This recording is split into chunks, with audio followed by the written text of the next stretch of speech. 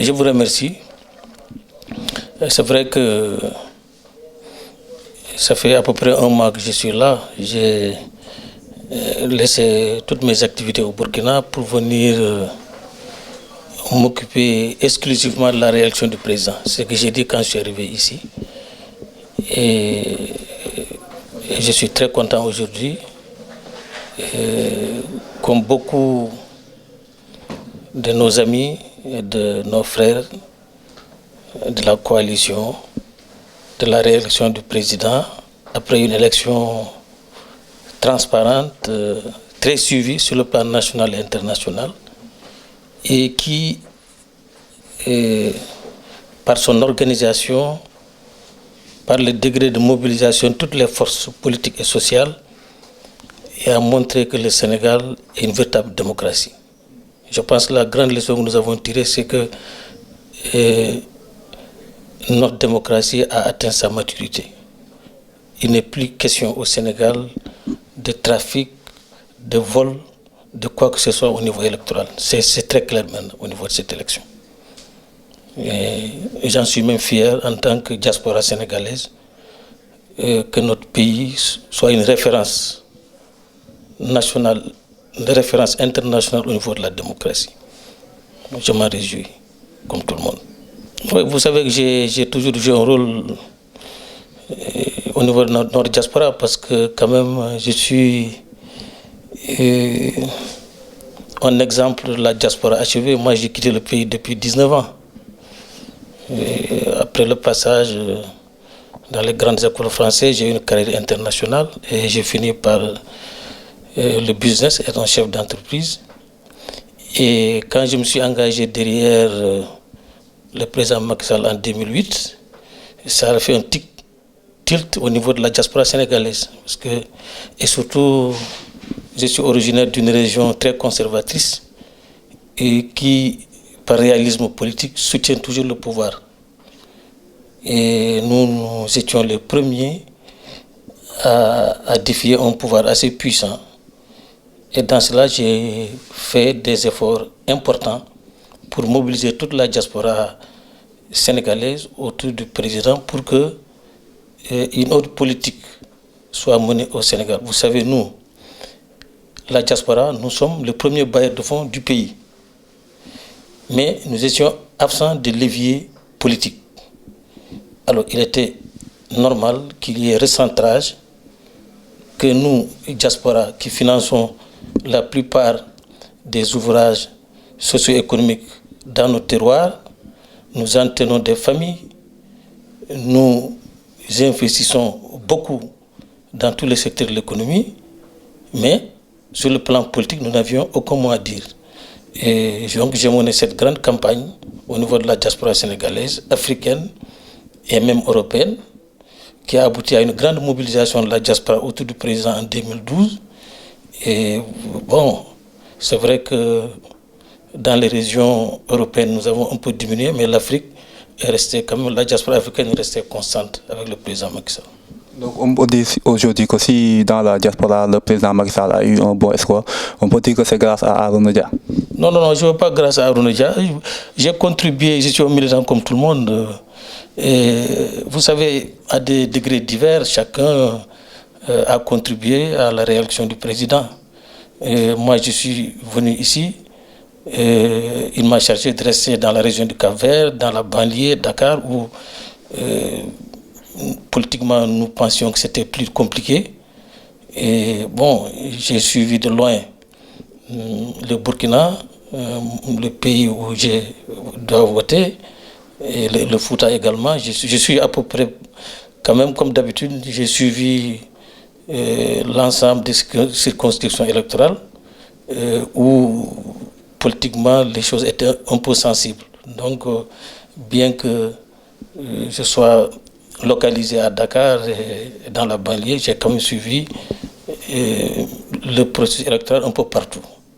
Et bien sûr, étant de la diaspora, bien sûr, ça m'a intéressé, j'ai donné ma contribution à la croissance. Moussa Dia, on vous a longtemps considéré comme l'homme de l'ombre de Macky Sall, mais aujourd'hui, dans cette élection 2019, on a vu que vous avez été présent depuis le début de la campagne. Qu'est-ce qui a justifié vraiment cela? Avez-vous vraiment peur? Non, c'est un enjeu. Effectivement, c'est un enjeu. Ce n'est pas que nous ayons peur. Nous nous sommes rendus compte que, vous savez, quoique les grands enjeux que le président a trouvés ici ont été cernés et réglés. Vous savez, quand le président Macky Sall a pris le pouvoir, le gros problème du Sénégal, c'était la vie chère, c'était l'électricité, le délestage, c'était l'inondation et c'est l'emploi des jeunes. Je pense qu'il a pu régler aussi bien le délestage, on n'en parle plus, on l'a même oublié, et même il a diminué les factures d'électricité. Vous savez, tous ceux qui ont des factures ont vu que les factures ont diminué. L'assainissement, la banlieue, l'inondation, vous savez que c'est pratiquement réglé. Alors, il nous reste seulement, bien qu'on ait atteint notre programme de 500 000 emplois en 7 ans, il reste beaucoup à faire au niveau de l'emploi des jeunes. Et nous avons compris que la jeunesse sénégalaise encore, la plupart ne se retrouvaient pas. L'emploi, le chômage, le manque d'emploi était quand même un enjeu pour ces élections-là. Et malgré que nous ayons un bilan, nous nous sommes rendus compte que quand vous arrivez au pouvoir, dans une société aussi complexe que le Sénégal, le bilan seul ne suffisait pas. Bien qu'on ait un bon bilan, nous avions un problème de communication, nous avons un problème de faire comprendre aux jeunes et même à nos militants les enjeux. Et deuxièmement, n'oubliez pas que le Sénégal aussi va devenir un pays de pétrole et de gaz. Donc c'est un pays qui suscite des enjeux, aussi bien nationaux qu'internationaux. Donc il était normal que nous, amis de président Macky et militants, nous nous mobilisions pour que notre programme continue, pour qu'il n'y ait pas de rupture. Parce que vous savez, les alternances mal préparées conduisent toujours à de l'instabilité. Donc moi, en tant que patriote qui me soucie de l'intérêt de notre pays, il était mon devoir de contribuer à la réaction du président pour qu'il continue son programme et que le pays continue, la croissance continue dans laquelle il est. Les priorités, il a dit, c'est l'emploi des jeunes. Vous savez, l'augmentation de la richesse dans le pays, vous savez qu'il y a une continuité dans son action. Et il s'est attaqué au problème qu'il avait trouvé. Je vous ai décrit ça tout de suite. C'est pourquoi j'ai estimé que son bilan est positif. Parce que si nous voyons le pays là où il l'a trouvé et là où il est arrivé aujourd'hui, son bilan est positif. Et il a réglé vraiment les grands enjeux auxquels il était confronté. Notre pays était confronté en 2012 quand il est arrivé au pouvoir. Alors le reste, c'est l'emploi qui n'est pas réglé, qui explique le mécontentement et ça se traduit au niveau du vote, etc. Il l'a bien compris et son programme à Diamniadio, il l'a annoncé, c'est véritablement le problème de la jeunesse. Il a annoncé 1 million d'emplois, il a annoncé le développement de l'économie numérique, l'économie sociale, l'environnement, l'industrialisation, et couplé à des formations importantes pour notre jeunesse. Et vous savez, après, à partir de 2021, avec le pétrole, le Sénégal sera notre pays. Et il est heureux que nous ayons un ingénieur de pétrole à la tête de ce pays-là, et qui est spécialiste de prospection et de recherche, donc qui est qualifié de discuter des dossiers et à enjeux économiques très importants. Donc, et je pense que si je me suis engagé, c'est franchement, je pense que le président Macky Sall est un président qu'il faut aujourd'hui, dans la phase importante où notre pays est dans une transition, un pays complètement sous-développé, pauvre, et vers un pays pratiquement émergent. Parce que je pense que à partir de 2021-2022, les choses vont changer radicalement dans notre pays. En 2012, vous aviez participé au financement du président Macky Sall. Cette année, avez-vous fait le même? Bon, vous savez, comme n'importe quel militant, bon, chacun à son niveau contribue. Vous savez, l'APR, nous avons fait une aventure, on n'avait pas beaucoup d'argent.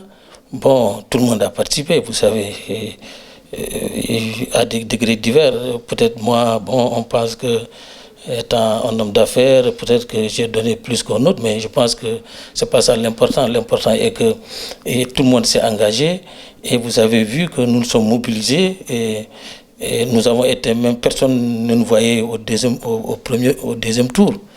Et ça a été une grande surprise que quand les gens ont annoncé le président Macky Sall au deuxième tour, les gens ne nous voyaient pas venir. Mais c'est là que je pense que c'est l'APR a été une épopée des patriotes sénégalais. Et j'ai dit au président Macky Sall, vous avez la chance, vous avez la crème des Sénégalais, parce que ceux qui ont osé partir avec lui 2008-2009, c'est des Sénégalais très patriotes, très engagés, très déterminés et très soucieux du développement de leur pays. Et bon, maintenant, nous avons fait l'aventure avec tout le monde et ça continue. Et nous espérons que à la fin de son deuxième mandat encore, le Sénégal vraiment ce qui a fait que nous sommes engagés, c'est véritablement que notre pays avance. Et je pense qu'il va avancer. Juste une dernière question à mon niveau. Que pensez-vous de la réaction de l'opposition qui ont dit qu'ils ne vont pas envoyer aucun recours et qui ont dénoncé même des résultats préfabriqués?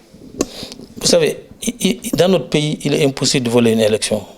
Moi, depuis 2012, 2000, nous avons un code électoral, un processus électoral très, très bien travaillé et bien pensé. Parce que, bon, c'est normal, quand une élection, bon, à la fin de chaque élection en Afrique, on a l'habitude de protester. Bon, moi, je pense que c'est des frères hein, qui sont dans l'opposition. En tout cas, moi, j'appelle toujours au compromis au niveau de notre pays et au consensus. Nous sommes dans un monde de dialogue, nous sommes dans un monde de compromis. Ce n'est plus la violence, la force qui règle les problèmes. Vous avez vu même les grandes puissances actuellement négocient toutes les questions importantes à travers les Nations Unies. Notre pays, c'est un pays de paix et de dialogue, c'est connu depuis le temps de Senghor. Et je pense que toutes ces questions doivent être réglées par le dialogue et par le consensus. Je pense que les élections étaient transparentes, bien discutées, tous les observateurs l'ont reconnu. Bon, je pense qu'on est en politique, ils ont leur raison peut-être de contester, mais bon, comme le Conseil constitutionnel sera là, bon, pour trancher, je pense que les gens retrouveront la sérénité pour que notre pays continue à s'attaquer aux problèmes qui nous concernent tous, la pauvreté, le chômage et la bonne santé de nos populations. Mais moi, je dis tout simplement que dans nos pays, compte tenu de notre évolution économique, et comme j'ai décrit tout de suite, que tous les partis sont conseillés par les mêmes types de personnes et il est possible d'avoir un compromis politique. Et le président Macky Sall l'a fait. Vous savez, depuis 2012, nous gouvernons avec des socialistes, des libéraux, avec tout le monde. C'est une coalition Benno Bokk Yakaar qui a survécu pendant 7 ans. Et ce n'est pas exclu de l'élargir à d'autres forces. Il y a des forces aujourd'hui qui sont dans l'opposition, qui étaient avec nous au pouvoir avant. Et on a cheminé. Donc, il n'y a aucune raison que les gens ne se retrouvent pas sur l'essentiel. Et je suis convaincu que c'est possible. Jusque-là, l'opposition n'a pas félicité Macky Sall. Que pensez-vous de cela? C'est dommage. Moi, j'aurais attendu, ce serait beau que... Vraiment, j'aurais souhaité qu'il le fasse parce que c'est le Sénégal qui sera grandi. Vous savez, les gens observent beaucoup notre pays et les gens ont beaucoup de respect pour notre pays. Le Sénégal, c'est un petit pays au niveau de l'économie, mais c'est une véritable puissance au niveau de la diplomatie. Et les Sénégalais, par leur savoir-vivre, par leur intelligence, ont véritablement bâti une véritable diplomatie où vous allez dans un coin le plus reculé du monde, le Sénégal est connu. Donc notre démocratie est admirée. Il serait bon que, franchement, dans leur fort intérieur, je pense qu'ils savent que ces élections étaient transparentes et qu'ils félicitent le président et ils soumettent aussi les problèmes qu'ils ont, etc. On trouve des solutions. Je pense que l'essentiel, c'est que notre pays avance et que le pays a besoin de toutes ses forces, pouvoir comme opposition, parce que c'est des patriotes aussi, ils veulent que le pays avance, je suppose, et que les gens s'entendent sur l'essentiel. C'est ça mon vœu.